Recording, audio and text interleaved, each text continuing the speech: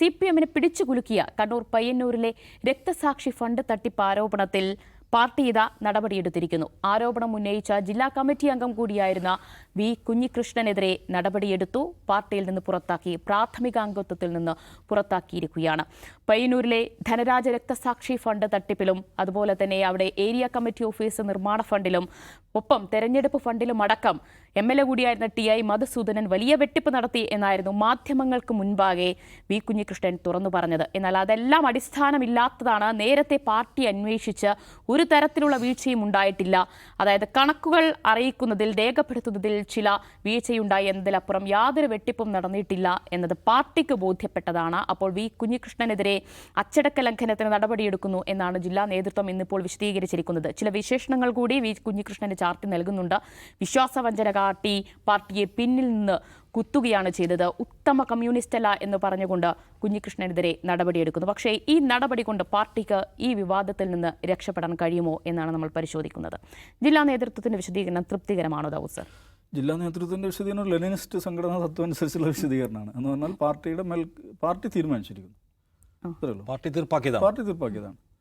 Party തീർപ്പാക്കിയാൽ പിന്നെ വേറെ അപ്പീലില്ല. അപ്പോൾ ഇന്ന് ഒരു മാധ്യമപ്രവർത്തകൻ KK രാഗേഷിനോട് ചോദിക്കുന്നുണ്ട്, ഇദ്ദേഹം ഇപ്പോൾ ഒരു കണക്കിൽ 90 ലക്ഷം രൂപ പിരിച്ചു, മറ്റൊരു കണക്കിൽ 80 ലക്ഷം രൂപ പിരിച്ചു. അപ്പോൾ അത് നിങ്ങളുടെ കയ്യിലുള്ള കണക്കാണ്, ഞങ്ങളുടെ കയ്യിലുള്ള ഇതല്ല. അപ്പോൾ ഇതിങ്ങനെ തട്ടിപ്പ് നടന്നു എന്നാണല്ലോ പറയുന്നത്, നിങ്ങൾക്ക് ഈ കണക്കൊന്ന് പുറത്ത് വിട്ടുകൂടെ എന്ന് ചോദിക്കുന്നു. അപ്പോൾ രാകേഷ് എന്താ പറയുന്നത്, അത് നിങ്ങൾക്ക് കാണിച്ചു തരേണ്ട കാര്യമില്ല, ഇത് പൊതുജനങ്ങളിൽ നിന്ന് പിരിച്ച പൈസ അല്ലേ ആണ്, പക്ഷേ കണക്ക് അത് നിങ്ങൾക്ക് ആ മാധ്യമ സ്ഥാപനത്തിൻ്റെ പേരൊക്കെ പറയുന്നുണ്ട്, അത് നിങ്ങൾക്കൊന്നും കാണിച്ചു തരേണ്ട, അത് പാർട്ടിക്കറിയാം, അത്ര മതി. ഇതാണ് ലൈൻ. ഇതിനാണ് എന്താണ് ഈ പറയുന്ന പാർട്ടി സംഘടനാ തത്വം, ലെനിനിസ്റ്റ് സംഘടനാ തത്വം എന്നൊക്കെ പറയുന്നത്. അതിലപ്പുറമൊന്നുമില്ല. ഈ കുഞ്ഞികൃഷ്ണൻ കഴിഞ്ഞ ദിവസം മാധ്യമങ്ങളോട് സംസാരിക്കാൻ പറഞ്ഞ കാര്യമുണ്ട്. ഇദ്ദേഹം ഈ പറയുന്ന ജില്ലാ സെക്രട്ടറി ഇദ്ദേഹത്തിൻ്റെ വീട്ടിൽ വന്നായിരുന്നു അത്ര ഈ ഏതാനും ആഴ്ചകൾക്ക് മുമ്പ്. അപ്പോൾ ഈ ഇദ്ദേഹം പോയി കുഞ്ഞികൃഷ്ണൻ ഇറക്കാനിരിക്കുന്ന പുസ്തകത്തിൻ്റെ കോപ്പി അദ്ദേഹത്തിന് കൊടുത്തു. അതിൻ്റെ പ്രിൻ്റ് കോപ്പി അണികൾ നേതൃത്വത്തെ തിരുത്തണം എന്ന് പറയുന്ന പുസ്തകത്തിൻ്റെ കോപ്പി രാകേഷിന് കൊടുത്തു. അപ്പോൾ രാകേഷ് അത് മറച്ചു നോക്കിയിട്ട് പറഞ്ഞു, ഇതൊരു ബോംബാണ് എന്ന് പറഞ്ഞു. അപ്പോൾ പോയ കാര്യമൊക്കെ ഇദ്ദേഹം ഇന്ന് സമ്മതിക്കുന്നുണ്ട്, രാകേഷ് ഇന്ന് സമ്മതിക്കുന്നുണ്ട്. എന്ന് പറഞ്ഞാൽ ഈ പ്രശ്നത്തിൽ ലളിതമാണ് കാര്യം. കുഞ്ഞികൃഷ്ണൻ ചില ഇത് പറയുന്നു, കണക്കുകളെക്കുറിച്ച് പറയുന്നു. ആ കണക്കുകളൊന്ന് പുറത്തു വിട്ടുകൂടെ എന്ന് പത്രക്കാർ ചോദിക്കുന്നു. അത് പുറത്തു വിട്ടാൽ മതിയല്ലോ. അത് പുറത്തു വിട്ടാൽ ഈ പ്രശ്നങ്ങൾ പകുതി തീരില്ലേ? എന്താണ്, എത്രയാണ് പിരിച്ചത്, രക്തസാക്ഷി ഫണ്ടിന് എത്രയാണ് പിരിച്ചത്, ഈ സഹകരണ ബാങ്കുമായി ബന്ധപ്പെട്ട് പിരിച്ചത് എത്രയാണ്, അല്ലെങ്കിൽ ഈ ഇലക്ഷൻ ഫണ്ടിലേക്ക് എത്രയാണ് പിരിച്ചത്, ഓരോന്നും പാർട്ടിക്ക് ഇതെല്ലാറ്റിനും സംവിധാനങ്ങളുണ്ടെന്നാണ് ആണല്ലോ പറയുന്നത്. പിന്നെ ഇതിൻ്റെ കണക്കുകളുണ്ടാവും, രേഖകളുണ്ടാവും, റെസിപ്റ്റ് കുറ്റികളുണ്ടാവും. ഇതെല്ലാം വെച്ച് പാർട്ടി ബന്ധുക്കൾക്ക് മാധ്യമങ്ങളെ വിട്ടേക്കും, ബൂർഷ മാധ്യമങ്ങൾ ഇതൊന്നും അറിയണ്ടായിരിക്കുക. പാർട്ടിയെ സ്നേഹിക്കുന്ന 10,000-കണക്കിന് മനുഷ്യരുണ്ടല്ലോ, അവർക്കൊരു മനസമാധാനത്തിന് വേണ്ടിയിട്ട് ആ കണക്ക് അവരുടെ വെബ്സൈറ്റിലോ അല്ലെങ്കിൽ പത്രക്കുറിപ്പായിട്ടോ ഒന്ന് പുറത്തു വിട്ടാൽ മതിയല്ലോ. അത് ചില സംഘടനാ രീതിയല്ല എന്നാണ്, അത് CPM-ൻ്റെ സംഘടനാ രീതിയല്ലെന്നാണ് അദ്ദേഹം പറയുന്നത്. അപ്പോൾ ഞങ്ങൾ പിരിക്കും, ഞങ്ങൾ എന്താ വെച്ചാൽ ചെയ്യും, അതിന് കണക്ക് ചോദിച്ചാൽ അത് സംഘടനാ രീതിയല്ല. ഇതാണ് ഇദ്ദേഹം വിശദീകരിക്കുന്ന കാര്യം. ഒരുപാട് തമാശകളുണ്ട്. ഇദ്ദേഹം ഒരു ആവർത്തിച്ച് പറയുന്നൊരു കാര്യം, രാകേഷ് ആണെങ്കിലും നേരത്തെ MV ജയരാജനാണെങ്കിലും ആവർത്തിച്ച് പറയുന്ന കാര്യം എന്താണ്, പാർട്ടിക്ക് നയാ പൈസ നഷ്ടമായിട്ടില്ല. ഞാനതിനെക്കുറിച്ച് കഴിഞ്ഞ ദിവസം പറഞ്ഞു, പാർട്ടിക്ക് നയാ പൈസ നഷ്ടമാകുന്നത് എങ്ങനെയാണ്? ഇദ്ദേഹത്തിൻ്റെ ആരോപണം എന്താണ്, വ്യാജ രശീത് അടിച്ച് പിരിച്ചു എന്നാണ്. അപ്പോൾ വ്യാജ രശീത് ഉപയോഗിച്ച് ഒരാൾ പിരിച്ചാൽ അത് പാർട്ടിയുടെ പണമല്ലല്ലോ, അത് ഗംഭീര ലോജിക്കല്ലേ? ഒരാൾ പാർട്ടിയുടെ ഒഫീഷ്യൽ രശീത് ഉപയോഗിച്ച് പിരിച്ചാലാണല്ലോ അത് പാർട്ടിയുടെ പണം. അത് മുഖ്യെന്ന് വിചാരിച്ചോട്ടെ, ഓക്കെ, അത് പാർട്ടിക്ക് പണം നഷ്ടമായിട്ടുണ്ട്. ഒരു സഖാവ് വ്യാജ രശീത് ഉണ്ടാക്കി പിരിച്ചു, അതെന്താ, അത് പാർട്ടിയുടെ പണമാണോ? ഗംഭീര ലോജിക്കല്ലേ? ആ ലോജിക്ക് തന്നെയാണ് അദ്ദേഹം എന്നും പറയുന്നത്. അപ്പോൾ ഈ രശീദിനെ കുറിച്ച് അദ്ദേഹം പറയുന്നത് അത് അക്ഷരപ്പിശകുള്ളത് കൊണ്ട് മാറ്റിയടിച്ചതാണ്, പക്ഷെ അതിലറിയാതെ പിരിച്ചുപോയി. അത് ആരാ പിരിച്ചതെന്ന് ചോദിച്ചപ്പോൾ അതിന് മറുപടിയില്ല. അങ്ങനെ ഈ അറിയാതെ പിരിച്ച ആൾക്കെതിരെ വല്ല നടപടിയുണ്ടോ? അതറിയില്ല. അപ്പോൾ ഒരു മാധ്യമപ്രവർത്തകൻ ചോദിക്കുന്നുണ്ട്, ഈ രണ്ടും അടിച്ചത് ഒരു പ്രസ്സിൽ നിന്നാണ്, രണ്ടിലും അടിച്ച പ്രസ്സിൻ്റെ പേര് ഒന്നായിട്ടാണ് രേഖപ്പെടുത്തിയിരിക്കുന്നത്. കുഞ്ഞികൃഷ്ണൻ ആ പ്രസ്സിൽ പോയി അന്വേഷിച്ചപ്പോൾ ആ പ്രസ്സിൽ അങ്ങനെ അടിച്ചിട്ടില്ലെന്നാണ് പ്രസ്സുകാരൻ പറഞ്ഞത് എന്ന് കുഞ്ഞികൃഷ്ണൻ പറയുന്നുണ്ട്. അതേക്കുറിച്ച് ചോദിച്ചപ്പോൾ അതൊക്കെ വേറെ സംഗതിയാണ്, അതൊന്നും നിങ്ങൾ അറിയേണ്ട കാര്യമില്ല എന്നാണ് രാകേഷിൻ്റെ വിശദീകരണം. അപ്പോൾ രാകേഷ് ആരോടാണ് സംസാരിക്കുന്നത് എന്നുള്ളതാണ്, അല്ലെങ്കിൽ ഈ പാർട്ടി ആരോടാണ് സംസാരിക്കുന്നത്. ഇതിൻ്റെ ഒരു പ്രശ്നം എന്ന് വെച്ചാൽ നോക്കൂ, അങ്ങ് തെക്ക് ജില്ലയിൽ കൊല്ലത്തൊരു ജില്ലാ കമ്മിറ്റി അംഗം പാർട്ടിയിൽ നിന്ന് ഇറങ്ങിപ്പോവുകയാണ്. അവർ വർഗീയത ആരോപിച്ചിട്ടാണ് ഇറങ്ങിപ്പോകുന്നത്. വടക്കുദേശത്തൊരു ജില്ലാ കമ്മിറ്റി അംഗം ഇറങ്ങിപ്പോവുകയാണ്. അദ്ദേഹം എന്താരോപിച്ചാണ് ഇറങ്ങിപ്പോകുന്നത്? അഴിമതി ആരോപിച്ചാണ് ഇറങ്ങിപ്പോകുന്നത്. ജില്ലാ കമ്മിറ്റി അംഗങ്ങളാണ്. ഇത് നമുക്ക് സാധാരണഗതിയിൽ CPM നിന്ന് കേൾക്കുന്ന കാര്യങ്ങളല്ല ഇത്.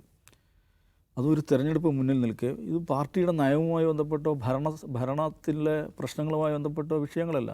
വളരെ ഗുരുതരമായ CPM പോലെ ഒരു പാർട്ടിയെ സംബന്ധിച്ചിടത്തോളം അതിൻ്റെ എല്ലാം തകർന്നാലും, എല്ലാ ഭരണവും നഷ്ടപ്പെട്ട, എല്ലാ തെരഞ്ഞെടുപ്പിൽ തോറ്റാലും അവസാനം ബാക്കിയാവുന്നൊരു കാര്യമുണ്ട്. അതെന്താണ്? പാർട്ടി സംഘടനയാണ്.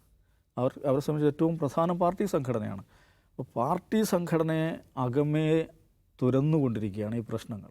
ഒരു ഭാഗത്ത് വർഗീയത എന്ന് പറഞ്ഞാൽ പാർട്ടി അണികളെ സംബന്ധിച്ചിടത്തോളം വർഗീയത എന്നുള്ളത് നോർമലൈസ് ചെയ്യപ്പെട്ടു. ആ നിലക്ക് നേതൃത്വം വരെ സംസാരിക്കുന്ന തരത്തിൽ കാര്യങ്ങളെത്തി. ഇപ്പോൾ മറുഭാഗത്ത് അഴിമതി. ഈ അഴിമതി നടന്നതായിട്ട് ഒരാൾ ആരോപണം ഉന്നയിക്കും. ആരോപണം ഉന്നയിച്ച ആൾ പാർട്ടിക്ക് പുറത്താവുകയാണ്. അല്ലെങ്കിൽ അതിനും ന്യായയുക്തം, അതിൽ സംഘടനാ തത്വം, ഈ ലെനിനിസ്റ്റ് സംഘടനാ തത്വപ്രകാരം സംഗതി ശരിയാണെങ്കിൽ സംഗതി ശരിയാണ്. ഈ ലെനിനിസ്റ്റ് സംഘടനാ തത്വം എന്താണ് എന്ന് മലയാളി ഏറ്റവും മനോഹരമായി പഠിപ്പിച്ച മാർക്സിസ്റ്റ് നേതാവും മാർക്സിസ്റ്റ് സൈദ്ധാന്തികനുമായിട്ടുള്ള ആൾ VB ചെറിയാനാണ്. അദ്ദേഹം പാർട്ടിയുടെ സംസ്ഥാന കമ്മിറ്റി അംഗവും CITUവിൻ്റെ ദേശീയ സെക്രട്ടറി ആയിരുന്നു. അദ്ദേഹം വളരെ ലളിതമായി പറഞ്ഞിട്ടുണ്ട്, പാർട്ടി കമ്മിറ്റിയിൽ വനിതാ സഖാവ് ഗർഭിണിയാണെന്ന് അറിയുന്നു, അവിവാഹിതയായ വനിതാ സഖാവ് ഗർഭിണിയാണെന്ന് അറിയുന്നു, പാർട്ടി കമ്മിറ്റിയിൽ അത് ചർച്ചയാവുന്നു, അപ്പോൾ സെക്രട്ടറിയാണ് അതിന് ഉത്തരവാദി എന്ന് വനിതാ സഖാവ് കമ്മിറ്റിയിൽ റിപ്പോർട്ട് ചെയ്യുന്നു. വലിയ ബഹളമാവുന്നു. കമ്മിറ്റി ഒരു അന്വേഷണ കമ്മീഷനെ വെക്കുന്നു. അന്വേഷണ കമ്മീഷൻ കണ്ടെത്തുന്നത് അടിസ്ഥാനരഹിതമായ ആരോപണമാണ്. പക്ഷേ മാസങ്ങൾക്ക് ശേഷം ഈ വനിതാ സഖാവ് പ്രസവിക്കുന്നു. അപ്പം വലിയ ബഹളമാവുന്നു. വീണ്ടും പാർട്ടി കമ്മീഷനെ വെക്കുന്നു. ഈ പാർട്ടി കണ്ടെത്തലിന് വിരുദ്ധമായി ഇവർ പ്രസവിച്ചതിൻ്റെ പേരിൽ ഇവർക്കെതിരെ നടപടിയെടുക്കുന്നു. എന്നുവെച്ചാൽ അത് കൃത്യമായി ഇന്ന് രാകേഷും പറയുന്നുണ്ട്. ഭൂരിപക്ഷ അഭിപ്രായം ന്യൂനപക്ഷം അംഗീകരിക്കണം, മേൽ കമ്മിറ്റിയുടെ അഭിപ്രായം കീഴ് കമ്മിറ്റി അംഗീകരിക്കണം. എന്താണ് ഈ ആകാശമിഠായി പോലെ അവതരിപ്പിക്കുന്ന ലെനിനിസ്റ്റ് സംഘടനാ തത്വം എന്ന് പറയുന്നത്. ഇത് ആളുകൾക്ക് ബോധ്യപ്പെടുന്നുണ്ടോ? ഇത് യുക്തിഭദ്രമാണോ? ഇതിൻ്റെ ധാർമ്മികവും നൈതികവുമായിട്ടുള്ള അതിൻ്റെ സാധൂകരണം എന്താണ് എന്നതിനെക്കുറിച്ച് ആലോചനകളില്ല. ഇതിലും പാർട്ടി മനസ്സിലാക്കേണ്ട ഒരു കാര്യം, കുറേ കാലങ്ങൾക്ക് മുമ്പാണെങ്കിൽ അതൊക്കെ സ്വീകരിക്കപ്പെടുന്നൊരു കാലമായിരുന്നു. എന്ന് പറഞ്ഞാൽ CPMനെ സംബന്ധിച്ചിടത്തോളം അറിവിൻ്റെയും സാധൂകരണത്തിൻ്റെയും അടിസ്ഥാനം എന്നുള്ളത് കമ്മിറ്റിയാണ് എന്നുള്ളതാണ് ആ കാഴ്ചപ്പാട്. ഈ ലെനിനിസ്റ്റ് സംഘടനാ തത്വം എന്ന് പറയുന്നത്. എന്ന് പറഞ്ഞാൽ മുസ്ലിം ലീഗ് വർഗീയ പാർട്ടിയാണോ? ആണ്. എന്താ കാരണം? സാൽക്കിയ പ്ലീനം തീരുമാനിച്ചിട്ടുണ്ട്. ഇപ്പോൾ മുസ്ലിം ലീഗായിട്ട് നമ്മളിപ്പോൾ ചേരും. മുസ്ലിം ലീഗ് വർഗീയ പാർട്ടിയാണോ? അല്ല. എന്താ കാരണം? അത് ഭറ്റിൻഡ കോൺഗ്രസ് തീരുമാനിച്ചിട്ടുണ്ട്. അത്ര മതി. വർഗീയ പാർട്ടിയാണോ? ആണ് എന്നുള്ളതിനുള്ള സാധൂകരണം സാൽക്കിയ പ്ലീനം തീരുമാനിച്ചു. അല്ല എന്നുള്ളതിന് സ്വാധീനം ഭറ്റിൻഡ കോൺഗ്രസ്. ഇത്ര മതി. ഭറ്റിൻഡ കോൺഗ്രസ് തീരുമാനിച്ചിട്ടുണ്ടെങ്കിൽ അത്, ആ കമ്മിറ്റി തീരുമാനിച്ചിട്ട് അത്. അപ്പോൾ ജ്ഞാനത്തിൻ്റെ അവസാന വാക്ക് കമ്മിറ്റിയാണ്.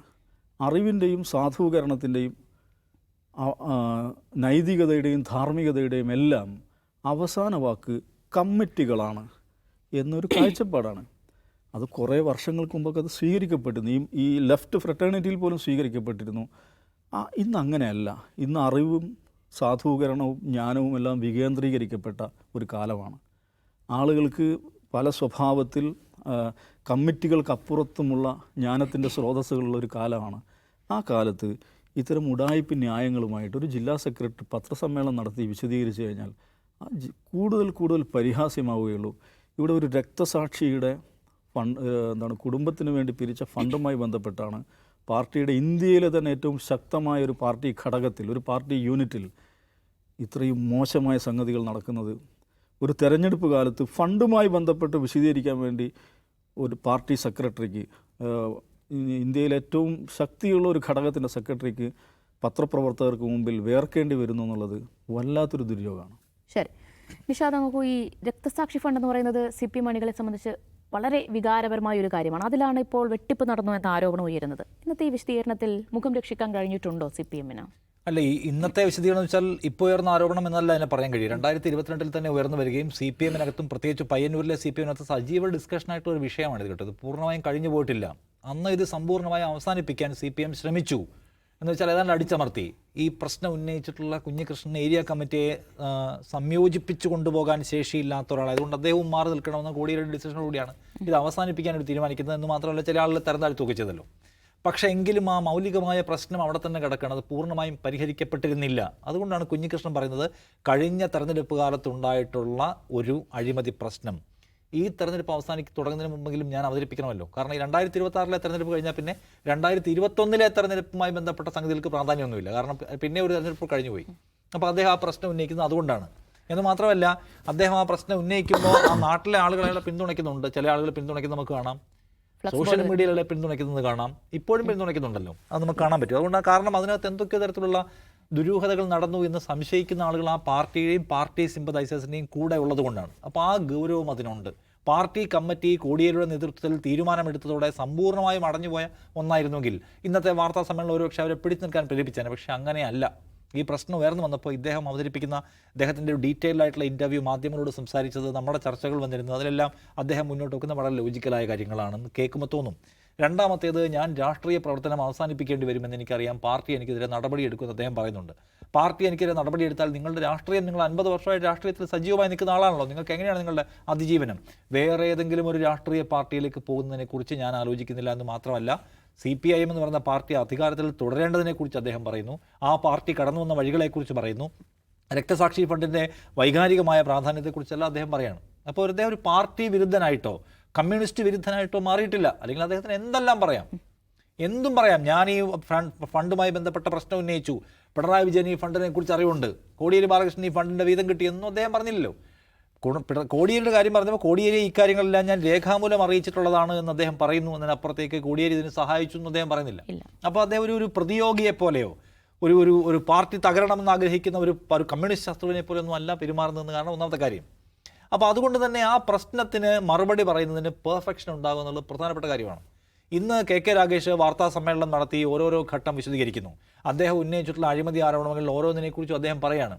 ബട്ട് ഫൈനലി അതിനകത്ത് ക്ലാരിറ്റി വരണം. എന്ന് വെച്ചാൽ ഇപ്പോൾ നോക്കൂ, ഫണ്ട് തട്ടിപ്പാണ്. ഇദ്ദേഹം പറഞ്ഞ കാര്യം 1 കോടിയോളം രൂപ വന്നു, ആ പൈസ മുഴുവൻ അതിൻ്റെ ആളുകൾക്ക് കിട്ടിയില്ല, പാർട്ടിക്ക് കിട്ടിയില്ല എന്നുള്ളതാണ്. അപ്പോൾ കാശ് എത്ര കിട്ടി, എത്ര എവിടേക്കൊക്കെ പോയി എന്ന കാര്യം രാഗേഷ് വിശദീകരിക്കണമല്ലോ. ഇപ്പോൾ ഇന്ത്യയിലെ എല്ലാ രാഷ്ട്രീയ പാർട്ടികളും അവർ ഫണ്ടിൻ്റെ വിശദാംശങ്ങളൊന്നും പൊതുസമൂഹത്തിന് മുമ്പിൽ വെക്കുന്നവരൊന്നുമല്ല. എന്നാൽ ചില പാർട്ടികൾ, ഇപ്പോൾ ആം ആദ്മി പാർട്ടിക്ക് അവിടെ ക്രൗഡ് ഫണ്ടിങ്ങിൻ്റെ മുഴുവൻ വിശദാംശങ്ങളും വെബ്സൈറ്റിൽ പബ്ലിഷ് ചെയ്തിട്ടുണ്ട്. കാരണം അതിൻ്റെ വിശ്വാസ്യതയുമായി ബന്ധപ്പെട്ട കാര്യമാണ്. ഫണ്ട് തട്ടിപ്പിൻ്റെ ആരോപണങ്ങൾ കേരളത്തിലടക്കം ഉണ്ടായിട്ടുള്ള എന്തുമാത്രം വലിയ വിവാദങ്ങൾ നമുക്ക് ഓർമ്മയുണ്ട്. അപ്പോൾ ചില പാർട്ടികൾ അങ്ങനെയും എല്ലാം വിശദമാക്കാൻ രംഗത്ത് വന്നവരുണ്ട് എന്നുകൂടി കാണുക. അപ്പോൾ ഇതിനകത്ത് ഏറ്റവും മൗലികമായ പ്രശ്നം എത്ര പൈസ വന്നു, എത്ര എവിടേക്ക് പോയി, ആർക്കത് കിട്ടി എന്നതാണ് ഇതിനകത്ത് സംശയം. ആ സംശയം ദൂരീകരിക്കുക എന്നതായിരിക്കണം ഈ വാർത്താ സമ്മേളനത്തിൻ്റെ മർമ്മം എന്നിരിക്കെ അവിടേക്ക് ഇത് പോകുന്നില്ല. അദ്ദേഹം പറയാൻ ശ്രമിക്കുന്ന എല്ലാ പാർട്ടിയും തീർപ്പാക്കുന്നതാണ്. അപ്പോൾ ഈ വ്യാജ രസീതുമായി ബന്ധപ്പെട്ട ചോദ്യം വരുമ്പോൾ അദ്ദേഹം പറയുകയാണ്, ഇടതുപക്ഷ ജനാധിപത്യ മുന്നണി നടിക്കുമ്പോൾ അതിലൊരു തെറ്റുപറ്റിയപ്പോൾ തെറ്റ് തിരുത്തണമല്ലോ എന്ന് ഞങ്ങൾ ചിന്തിച്ചു. ഞങ്ങളത് മാറ്റിയടിക്കാൻ തീരുമാനിച്ചു. മാറ്റിയടിച്ചിട്ട് അത് ഓഫീസിൽ കൊണ്ടുവച്ചു. 2 ഓഫീസിലിരിക്കുകയാണ്. വിതരണം ചെയ്തപ്പോൾ പഴയതിൽ നിന്നറിയാതെ 1-2 എടുത്ത് കൊടുത്തു. അങ്ങനെ പോയി കുറേ പൈസ വരിച്ചു. അപ്പോൾ അത് നമ്മൾ വിശ്വസിക്കണം. ആരാണ് ചെയ്തത്? Party office secretary. പ്രത്യേകമായി ആരെയും ഇതിനെയൊന്നും ചുമതല ഏൽപ്പിച്ചിരുന്നില്ല. കാര്യങ്ങളെല്ലാം നോക്കിയിരുന്നത് ഓഫീസ് സെക്രട്ടറിയാണ്. അദ്ദേഹം പറയാണ്, ഇത്ര വലിയ ഫണ്ട് പിരിക്കാനുള്ള പരിപാടിയുടെ ചുമതല ഓഫീസ് സെക്രട്ടറി ഏൽപ്പിച്ചിരിക്കുകയായിരുന്നു. ഓഫീസ് സെക്രട്ടറി അങ്ങനെ കൈ കിട്ടിയതെടുത്ത് ഇങ്ങനെ കൊടുത്തു. അങ്ങനെയാണോ? അത് ലക്ഷക്കണക്കിന് രൂപ പിരിക്കേണ്ട ഒരു രസീത് കുറ്റിയെക്കുറിച്ചാണ് പറയുന്നത്. അതിൽ പഴയതും തെറ്റിപ്പോയത് എടുത്ത് പിരിച്ചു. അതാരോ കൊണ്ടുപോയി പിരിച്ചു. മധുസൂദൻ അല്ല കേട്ടോ അത് പിരിച്ചത്. അതിൻ്റെ കണക്കും കൃത്യമായി ഞങ്ങളുടെ കയ്യിലുണ്ട്. കണക്ക് ഞങ്ങളുടെ കയ്യിൽ കൃത്യമായുണ്ട്. എത്ര പിരിച്ചു എന്നോ ആരാണത് പിരിച്ചതെന്നോ കൃത്യമായി എത്രയുണ്ടോ എന്നൊന്നും പറയുന്നില്ല. കൃത്യമായി ഞങ്ങളുടെ കയ്യിലുണ്ട്. പിന്നെ ഈ തെറ്റിപ്പോയ കുറ്റികളിൽ ചിലത്, അതിലൊന്ന് മധുസൂദൻ്റെ കയ്യിലുണ്ടായിരുന്നു. അത് അദ്ദേഹത്തിൻ്റെ കൊണ്ടുവരാൻ പറഞ്ഞപ്പോൾ അദ്ദേഹം കാണാതായി എന്നാണ് പറഞ്ഞത്. സ്വാഭാവികം, തിരക്കിനിടയ്ക്ക് വിട്ടുപോയതാണല്ലോ. കുറച്ച് കഴിഞ്ഞപ്പോൾ അദ്ദേഹം ഇവിടുന്ന് തപ്പി അത് കൊണ്ടുവന്ന് കേട്ടോ, തപ്പി കൊണ്ടുവന്നു എന്ന് പറയാണ്. അപ്പോൾ ഇതെല്ലാം ഇങ്ങനെ അവതരിപ്പിക്കുമ്പോൾ ഇതിൻ്റെ കോർ ഭാഗമാണിത്. ഈ വ്യാജ രസീത് ഉണ്ടാക്കി ലക്ഷക്കണക്കിന് രൂപ അടിച്ചു എന്നുള്ള കോർ ഭാഗം വിശദീകരിക്കുന്നത് ഇങ്ങനെയാണ്. ഞങ്ങൾക്ക് സ്പെല്ലിംഗ് മിസ്റ്റേക്ക് വന്നപ്പോൾ വീണ്ടും ഞങ്ങൾ അച്ചടിച്ചത് ആ സ്പെല്ലിംഗ് മിസ്റ്റേക്ക് കൂടെ പ്രേക്ഷകർ അറിയണം. ഒന്നിൽ ഇടതുപക്ഷ എന്നാണ്, മറ്റേ ഇടതുപക്ഷ എന്നാണ്. ചന്ദ്രകലയും പിന്നെ ഉഗാരവും. ഇതാണ് കുഞ്ഞികൃഷ്ണൻ പറഞ്ഞത്. അപ്പോൾ അത് ഓഫീസ് സെക്രട്ടറി അറിയാതെ എടുത്തതിൻ്റെ ഓഫീസ് സെക്രട്ടറി ആൾക്ക് തെറ്റുപറ്റിപ്പോയതിൻ്റെ പേരിൽ ലക്ഷക്കണക്കിന് രൂപ വേറെ ആൾ പിരിച്ചെടുത്തു എന്ന് പറഞ്ഞാലേ, അപ്പോൾ ഈ ഭാഗമൊക്കെ ഇങ്ങനെയാണ് വിശദീകരിച്ചിട്ട് നിങ്ങളെല്ലാം എടുത്തോണം. ബാക്കിയെല്ലാം വലതുപക്ഷ മാധ്യമങ്ങളുടെ ഗൂഢാലോചന ഭാഗമാണ്, അല്ലെങ്കിൽ പാർട്ടി ശത്രുക്കളുടെ കോടാലിക്കായി കുഞ്ഞികൃഷ്ണന്മാർ, അതൊക്കെ പാർട്ടിക്ക് പറയാം. കാരണം പാർട്ടിയെ ഒരു നിർണായക തെരഞ്ഞെടുപ്പ് സന്ധിയിൽ ഇത്ര വലിയ ഇതിലേക്ക് പ്രതിസന്ധിയിലേക്ക് വലിച്ചിരുന്ന ഒരാളെ മാക്സിമത്തിൽ പാർട്ടി ആക്ഷേപിക്കും, അത് തർക്കമൊന്നും നിലകരില്ല. പക്ഷേ ആക്ഷേപിക്കുന്നതിനൊപ്പം തന്നെ ആളുകൾക്ക് മനസ്സിലാവണം, കാരണം ഈ പാർട്ടി ഫണ്ടായാലും ധനരാജ് ഫണ്ടായാലും തെരഞ്ഞെടുപ്പ് ഫണ്ടായാലും എവിടുന്നാണ് പിരിക്കുന്നത്? ജനങ്ങൾക്കിടയിൽ നിന്നാണ്. ഞങ്ങളുടെ പാർട്ടിയുടെ കാര്യം നിങ്ങളോട് വിശദീകരിക്കേണ്ടതില്ല എന്നൊക്കെ പറയുന്നത് കേൾക്കാൻ രസമാണ്, ഓക്കെ, അതൊക്കെ അവരുടെ സ്വാതന്ത്ര്യമാണ്. പക്ഷേ ഈ പൈസ പിരിക്കുന്നത് എവിടുന്നാണ്? നമുക്ക് പൊതുസമൂഹത്തോട് ഒരു അക്കൗണ്ടബിലിറ്റി ഉണ്ടാവുന്നത് CPIM പ്രവർത്തന ഫണ്ട് വിജയിപ്പിക്കുക, എല്ലായിടത്തും എഴുതി ഒട്ടിച്ചിരുന്നുണ്ടല്ലേ. അല്ലാതെ ഇവരാരും ലെവി മാത്രം എടുത്തിട്ടല്ലോ പാർട്ടി ഓടിക്കുന്നത്. പാർട്ടി സഖാക്കളുടെ ലെവി മാത്രം കൊണ്ടല്ല, പ്രവർത്തന ഫണ്ട് വിജയിപ്പിക്കുക എന്ന് എല്ലാ വർഷവും എല്ലാ പാർട്ടികളും എഴുതി ഒട്ടിച്ചു വെക്കാറുണ്ട്. തെരഞ്ഞെടുപ്പ് ഫണ്ടിലേക്ക് എല്ലാവരിൽ നിന്നും സംഭാവന പിരിക്കാറുണ്ട്, എല്ലാ പാർട്ടികളും പിരിക്കാറുണ്ട്. അപ്പോൾ പൊതുജനങ്ങളിൽ നിന്ന് സമാഹരിക്കുന്ന പണം കൊണ്ടാണ് ഈ പാർട്ടികളൊക്കെ റൺ ചെയ്യുന്നിരിക്കെ ഈ പൈസ നിങ്ങളുടെ ചില ആളുകൾ മുക്കുകയാണെന്ന് ആക്ഷേപം വരുമ്പോൾ അതൊന്നും നിങ്ങളോട് വിശദീകരിക്കേണ്ട കാര്യമില്ല എന്ന് പറയുന്നൊരു യുക്തി പ്രശ്നമുണ്ടല്ലോ. ശരിയാണ്, ഇവർക്ക് കംപ്ലീറ്റ് കണക്ക് തെരഞ്ഞെടുപ്പ് കമ്മീഷന് കൊടുത്താൽ മതി, നാട്ടുകാരെ കാണിക്കേണ്ട കാര്യമില്ല. പക്ഷേ ഒരു വിശ്വാസ്യത പ്രശ്നം ഉണ്ടാകുമ്പോൾ അതിനെ പരിഹരിക്കാൻ വേണ്ടി ഏറ്റവും നല്ല മാർഗ്ഗം എത്ര പൈസ വന്നു? 2 നേതാക്കളുടെ ജോയിൻ്റ് അക്കൗണ്ടിലേക്ക് മാത്രമായി എന്തിന് പൈസ മാറ്റി? അതിലെ പലിശ പണം ഒരു നേതാവ് മാത്രമായി പിരിച്ചെടുത്തു, അല്ല വിഡ്രോ ചെയ്തെടുത്ത് എന്തിനാണ്? പോലുള്ള ചോദ്യങ്ങൾ അദ്ദേഹം ചോദിക്കുന്നുള്ളൂ, അതെല്ലാം വിശദീകരിക്കണ്ടേ? അപ്പോൾ ഈ പറഞ്ഞ ബേസിക് സംഗതികളെ വിശദീകരിക്കാതെ, കണക്കിൻ്റെ ക്ലാരിറ്റി ജനങ്ങൾക്ക് മുമ്പിൽ വെക്കാതെ, ഞങ്ങളുടെ കമ്മിറ്റി തീർപ്പാക്കിയതാണ്, പരിശോധിച്ചതാണ്, ഈ കുഞ്ഞികൃഷ്ണൻ തന്നെയും പാർട്ടി കമ്മിറ്റിയെ കൊണ്ടു നടക്കാനുള്ള ശേഷിയില്ല എന്ന് കണ്ട് ഞങ്ങൾ മാറ്റിയതാണ്, മധുസൂദനോട് അദ്ദേഹത്തിന് തീരാ പകയാണ് എന്നൊക്കെ പറഞ്ഞാൽ തീരില്ല. ഇത് പൈസയുടെ പ്രശ്നമാണ്. പൈസയുടെ കണക്ക് മേശപ്പുറത്ത് വെക്കാതെ ആ പ്രശ്നം തീരാൻ പോകുന്നില്ല. CPMൻ്റെ ഒരു രീതി അതാണ്, അവർ ആരോപണം ഉന്നയിക്കുന്ന ആൾക്കാരെ ഈ നിലയ്ക്കാണ് അവർ കൈകാര്യം ചെയ്യുക. ഇനി അതിൻ്റെ മാക്സിമത്തിലേക്ക് അത് പോവുകയും ചെയ്യും. ആ സംശയത്തിൻ്റെ ഷെയ്ഡ് അവിടെ ഉണ്ട്, അത് മറികടക്കണമെങ്കിൽ കുറച്ചുകൂടി വ്യക്തതയുള്ള വിശദീകരണം വേണ്ടി വരുമെന്നാണ് ഞാൻ വിചാരിക്കുന്നത്. യെസ്, എന്തായാലും വി കുഞ്ഞികൃഷ്ണനെ പാർട്ടിയിൽ നിന്ന് പുറത്താക്കിയത് കൊണ്ട് മാത്രം CPMന് ഈ വിവാദത്തിൽ നിന്ന് തടി തപ്പാൻ കഴിയില്ല. വരുന്ന നിയമസഭാ തെരഞ്ഞെടുപ്പിൽ ഉറപ്പായും ഈ ആരോപണങ്ങൾ പാർട്ടിയെ വേട്ടയാടും എന്നത് ഉറപ്പാണ്.